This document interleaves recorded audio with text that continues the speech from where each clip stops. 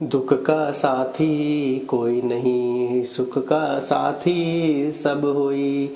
दुख में साथ जो दे हमारा, वो परम पिता परमात्मा। सुख में जो पूरी दुनिया साथ हुई, यही दुनिया की है दास्ता। जी हाँ दोस्तों, दुख में हमारे साथ कोई नहीं होता, सुख में हमारे साथ सब होते हैं। लेकिन एक कहे कि समय जब हमारा खराब है तो परिस्थिति उसी हिसाब से होती है कि अच्छे बुरे का ज्ञान उसी समय होता है। जब समय अच्छा चल रहा होता है तो हर कोई व्यक्ति हमसे आकर जुड़ जाता है। यहाँ पर प्रभु हमें शायद बताना चाहते हैं, क्योंकि हमारे मन में एक सवाल हमेशा होता है और शायद उस सवाल का जवाब शायद मेरे पास तो नहीं है, कि जब हमारी परिस्थिति में दुख का समय चल रहा है तो वो ऐसे कहते हैं कि अपने की पहचान उस परिस्थिति में होती है। कि आपके साथ हो सकता है कोई आपकी मदद नहीं कर पा रहा हो, लेकिन आपके साथ खड़ा है, ये अच्छी बात है, उस व्यक्ति को कभी नहीं बोलना। अब दूसरी बात, कि जब हमारी परिस्थिति हमारी परीक्षा ले रही है तो कोई व्यक्ति हमसे क्यों जुड़ा रहेगा, लेकिन ये खुद की अनुभूति है कि व्यक्ति जुड़े होते हैं। लेकिन जब हमारा बुरा समय चल रहा होता है, वो चाहकर हमारी मदद नहीं कर पाते, वो चाहकर भी हमारी मदद नहीं कर पाते, क्योंकि उस परिस्थिति में हमारे लिए संघर्ष जुड़ा हुआ है। कि जब दुख की परिस्थिति लंबी हो जाएगी, मान लीजिए आपने उनसे कुछ चीज़ें अपने लिए ले ली और आप वो समय पर नहीं लौटा पाए, तो वो चीज़ें बिगड़ जाएंगी। जो प्रकृति आपको उनसे जोड़े रखती है लेकिन उनसे मदद नहीं लेने देती, ये बात आप समझिए। ये मैंने खुद ने महसूस की है कि मेरे साथ अगर मैं ये करता तो शायद बहुत ज़्यादा लाइफ ख़राब हो जाती, या फिर प्रकृति ऐसा कुछ होने देती तो शायद लाइफ बहुत ज़्यादा ख़राब हो जाती। प्रकृति ने सिर्फ मुझे उन लोगों से जोड़े रखा, महसूस कराया, एहसास कराया कि वो व्यक्ति आपके साथ खड़े हैं, चाहकर भी मदद नहीं कर पा रहे। ये नियति का निदान है, ये नियति का विधान है, प्रारब्ध का विधान है, लेकिन वो आपके साथ खड़े हैं।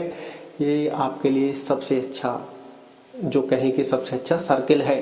बुरे समय में जो लोग साथ खड़े हैं वो मदद नहीं कर पा रहे, वो सोचिए चाहकर भी मदद नहीं कर पा रहे आपकी। और आप देखोगे बुरे समय में जिन जिन लोगों से आपकी उम्मीदें थी कि ये काम आएगा, ये काम आएगा, ये काम आएगा, वो सारे छोड़ चुके होंगे। तो अब जब आपका अच्छा समय आए तो फैसला आपको सोच समझ कर लेना है। प्रकृति ये फैसला लेने का मौका आपको जरूर देगी, जी हाँ। लेकिन जब समय अच्छा चल रहा होता है तो व्यक्ति सारी चीज़ों से अपने आप जुड़ जाता है। लेकिन दुख की परिस्थिति में वो लोग हमारे साथ खड़े होते हैं और वो लोग कहते हैं कि परमपिता परमात्मा पर विश्वास रखो, धैर्य धारण करो, ये समय भी निकल जाएगा। क्योंकि प्रभु ने ही हमें वो लोग जोड़े रखे हैं कि ये तुम्हारे दुख के सच्चे साथी हैं, इनसे जुड़े रहिए, यही तुम्हारे परिस्थिति में काम आएंगे। और जो लोग छोड़कर चले गए हैं उन लोगों का आप सोच समझकर अपने हिसाब से फिर से उन्हें जोड़ सकते हैं कि कौन कितना कब कैसे काम आ सकता है। हो सकता है उनकी भी परिस्थितियाँ हो, तो फैसला आपको करना है। तो दुख की परिस्थिति में हमारे काम ईश्वर आता है, हमारे अपने लोग आते हैं, पराया नहीं आता। और यहाँ पर भगवान ने ये भी दर्शाया है, जो कि हमने अनुभूति की है, सिर्फ हम अपना ओपिनियन रख रहे हैं। हमें किसी को गिल्ट करने की या किसी को ऐसे करने की कोई आवश्यकता नहीं है, और हम ऐसा चाहते भी नहीं है, क्योंकि भगवान सबका भला करे। कि यहाँ पर भगवान ने कहा है कि दुख की परिस्थिति में आपको अकेला इसलिए भी किया जाता है कि आप पहचान सको कि आप अकेले हो, कि आप अकेले हो हर परिस्थिति में। हर परिस्थिति में आपको जब संघर्ष करना है तो भी आप अकेले हो सकता है आपकी वाइफ, आपका भाई, आपका मित्र उस परिस्थिति में साथ हो जाए, लेकिन संघर्ष फिर भी आपको अकेले ही करना पड़ेगा। हर परिस्थिति में आपको अकेले ही रहना पड़ेगा। आपके साथ है ये अच्छी बात है, लेकिन संघर्ष आप कर रहे हैं। तो इसलिए कि जब आप अकेले हो जाए तो घबराइए मत। कोई साथ छोड़ गया, छोड़ जाने दो, कोई आ रहा है आ जाने दो, तुमको घबराना नहीं है। तुमको ये संघर्ष का रास्ता है, अकेले पार करना है, ये आप ध्यान रखें।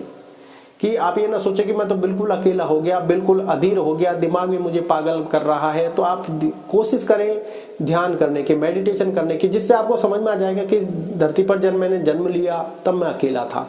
क्योंकि रिश्ते नाते तो बाद में समझने में आने लगे, जब हम जैसे जैसे बड़े होते गए, जैसे जैसे सारी चीज़ों का जन्म होता गया। जब हम बच्चे थे तो हमें इन सब चीज़ों का ज्ञान नहीं था। जब हम जैसे जैसे बड़े हुए, मैं, अहंकार, द्वेष, ईर्ष्या, अच्छा बुरा, सुख दुख, भाई बहन, माता पिता, पति पत्नी, या फिर कहें कि सारी चीज़ों का हमें ज्ञान होने लगा। शर्म आने लगी, भय लगने लगा। बच्चे होते हैं तो चाहे कोई सामने से कोई जानवर आ जाए कोई डर नहीं है, जब हमें मंदिर जाना होता है या फिर कहीं के रास्ते में कोई चीज चाहिए होती है, बच्चे होते हैं जब वहीं पर लूट पलूट हो जाते हैं सड़क पर सबके सामने, क्योंकि उस समय हमारे अंदर शर्म नहीं है। जैसे जैसे बड़े होते हैं सब चीज़ों का ज्ञान होता है, लेकिन जब हमारा जन्म होता है तब हम अकेले होते हैं। जब हम मृत्यु लोक में आए हैं तो मरना भी हमारा फिक्स है, जब मरते हैं तब भी अकेले ही मरते हैं, कोई साथ नहीं जाता। तो आप ये संघर्ष की घड़ी में आपको ये मजबूती प्रदान करता है कि आप संघर्ष की घड़ी में अकेले हैं, आपने अकेले ने संघर्ष पार किया है और आपको ये जीवन पर्यंत याद रहता है। और ये हमेशा हर कठिनाई की परिस्थिति में, हर दुख की परिस्थिति में, हर सुख की परिस्थिति में भी आपके काम आने वाला है कि हर परिस्थिति में व्यक्ति अकेला होता है, दूसरे लोग साथ जुड़ जाते हैं, जहां तक साथ चलते हैं चलते जाते हैं, लेकिन व्यक्ति का जन्म मरण अकेले होता है। संघर्ष के रास्ते में वो अकेला होता है, चीज़ों को देख रहा होता है। अच्छे बुरे लोग जो दोनों जुड़े भी होते हैं, दोनों लोग अलग भी होते हैं, सारी चीज़ें प्रकृति का विधान है। तो जब संघर्ष हो रहा होता है तो कभी परिस्थिति से भागे नहीं, क्योंकि परमपिता परमात्मा हमारे लिए खड़ा है, क्योंकि हमें उसके ऊपर विश्वास है, आस्था है, श्रद्धा है। इसको कभी जाया ना होने दें, क्योंकि सुख दुख की परिस्थिति आती रहती है। क्योंकि हम बहुत सी बार हमारे मैं और अहंकार में, या फिर कहें कि बुरे लोगों को भी हम अपना बना लेते हैं, अपने लोगों का त्याग कर देते हैं। तो परिस्थिति जब दुख की आती है तो वो जो अच्छे लोग हमारे लिए खड़े हैं, जो दूसरे अच्छे लोग हमारे लिए खड़े हैं, जो जिनका हमें ज्ञान अब होना है दुख की परिस्थिति में, तो आप देखोगे वो लोग सबसे पहले छोड़कर भाग जाते हैं। और जो अपने लोगों को हमने कभी अपना नहीं समझा, वो हमारे लिए हमेशा तत्पर खड़े रहते हैं कि एक बार कहे तो सही क्या परेशानी है।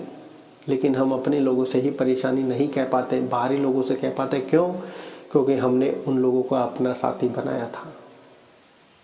समझने की आवश्यकता आपको है। आप अपना दुख शेयर तो कीजिए, वो तो आपके लाइफ में चार चांद लगाने के लिए तैयार है। लेकिन हमने हमारी परिस्थिति मैं और अहंकार बस ऐसी कर ली है कि हम चाहकर भी उनसे नहीं कह पा रहे हैं और गलत स्टेप सीधा उठा लेते हैं, सुसाइड जैसी चीज़ें करने लग जाते हैं। लेकिन आपको यहाँ पर सोचना समझना चाहिए कि दुख का साथी तो कोई नहीं है, सुख के साथी सबको ही है। दुख में सिर्फ हमें परमात्मा याद आता है, सुख में हम परमात्मा को भी भूल जाते हैं। आखिर ऐसा क्यों है? क्योंकि अब हमारे को जो इंद्रियों को चाहिए, जो हमारे मन को चाहिए, वो हमें मिल रहा है, हमारे लिए सुख है, तो ईश्वर को क्यों भूल जाते हैं? उसको हमेशा धन्यवाद करते रहिए। दुख में भी धन्यवाद कीजिए, सुख में भी धन्यवाद। प्रभु जो तू दे रहा है वो अच्छा, और जो हमारे लिए कर रहा है वो अच्छा, जो हम आपके लिए कर सकते हैं, तो आप हमें इतना सामर्थ्यवान बनाए कि हम भी कुछ अच्छा कर सकें। तो आप देखोगे आपकी लाइफ चेंज होने वाली है, क्योंकि आप महसूस करोगे दुख में सबसे पहले वो व्यक्ति छोड़कर जाता है जिससे आप सबसे ज़्यादा आस रखते हैं, वो कहीं नज़र ही नहीं आता। या फिर बहुत सी बार ऐसा होता है कि जिससे आपको आस है उसका आपको कभी फ़ोन कॉल नज़र नहीं आता। ऐसा लाइफ में मेरे साथ हुआ है। जब मैं संघर्ष के दौर में था, जो फ़ोन कॉल्स मेरे बजते थे, आज या तो कंपनी के कॉल आते हैं या किसी के कॉल आते हैं, यार दोस्त मित्रों के कॉल आने ही बंद हो गए। पूरे दिन में फ़ोन नहीं बजता। मेरे लगभग 7 दिन हो जाते हैं, 7 दिन में एक कॉल आती है, वो भी किसी कंपनी की होती है, किसी इन्वेस्टमेंट पर्पज से होती है। कॉल नहीं आते। मैंने यहाँ तक कि मोबाइल पर रखना कम कर दिया, बहुत ज़्यादा साइलेंट करके रखता हूँ, क्योंकि पता है आना तो है ही नहीं किसी का, क्योंकि परिस्थिति दुख वाली चल रही है। किसी से क्या ही उम्मीद रखना, क्योंकि बहुत से लोगों को पता होता है कि यह संघर्ष की घड़ी में उतरा हुआ है, परिस्थिति इसकी परीक्षा ले रही है, तो इससे दूर रहो, वही अच्छा है। कुछ लोग व्यक्तियों का ऐसा रुझान होता है।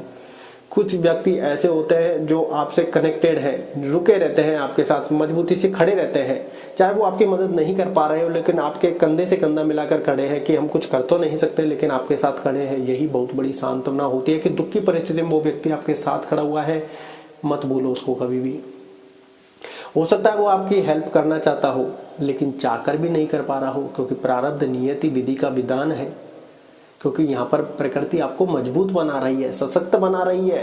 प्रकृति को दोष मत दो कि हमारे लिए दुख के दिन चल रहे हैं, यही हमारे लिए सबसे बड़े सुख के दिन है। ये आप ध्यान रखें, क्योंकि प्रकृति हमें मजबूत बना रही है। जब आप बड़े से बड़े व्यक्ति से देखोगे तो वो जब संघर्ष के रास्ते से गुजर कर जाता है तो वो उन संघर्ष के रास्तों को याद करता है, क्योंकि वो मजबूत हो गया है अगले संघर्ष के लिए। क्योंकि अब उसको ये संघर्ष हमेशा याद रखेगा कि कैसे मैंने काम किया, कर्म किया, संघर्ष किया, पेशेंस रखा और फिर मैं सक्सेस हुआ। तो जब अगला कोई संघर्ष आएगा, इसी चीज़ को याद करके फिर से वो खड़ा हो जाएगा। आपको ये याद रखना है। और इन सब परिस्थितियों में आप फंस जाओगे तो आपके मन को सबसे ज़्यादा शांत करने की आवश्यकता है, और उसके लिए परमपिता परमात्मा ने बनाया है, परमपिता परमात्मा से आपको जोड़े रखने के लिए बनाया गया है ध्यान। अपने आप को पहचानो, अपने अंदर झांको। बाहरी चीज़ों से क्यों इतना लगाव रखते हो? अपने आप को जानो तो सही, अपने अंदर घुसो तो सही। जब आप देखोगे परम पिता परमात्मा से अंतर ध्यान में आपका समागम होता है, वार्तालाप होती है, चीज़ों को आप अनुभव करते हैं और अपनी जर्नी को ऐसा बना लेते हैं, यात्रा को ऐसा बना लेते हैं जिसमें आपको सुख शांति चैन अनुभव का आनंद होता है, तो ये सारी चीज़ें मेडिटेशन ध्यान से पॉसिबल है। इसलिए अपने जीवन में इसको जरूर लाओ। बड़े बड़े विद्वानों ने भी कहा है कि मैं अंत तक कोई चीज़ करना चाहता हूँ, वो ध्यान है। कि लाइफ में सुख शांति संतुष्टि चैन कहीं भी नहीं है, मेडिटेशन ध्यान से, परमपिता परमात्मा के ध्यान से वो चीज़ें संभव है। जय श्री राम। धन्यवाद।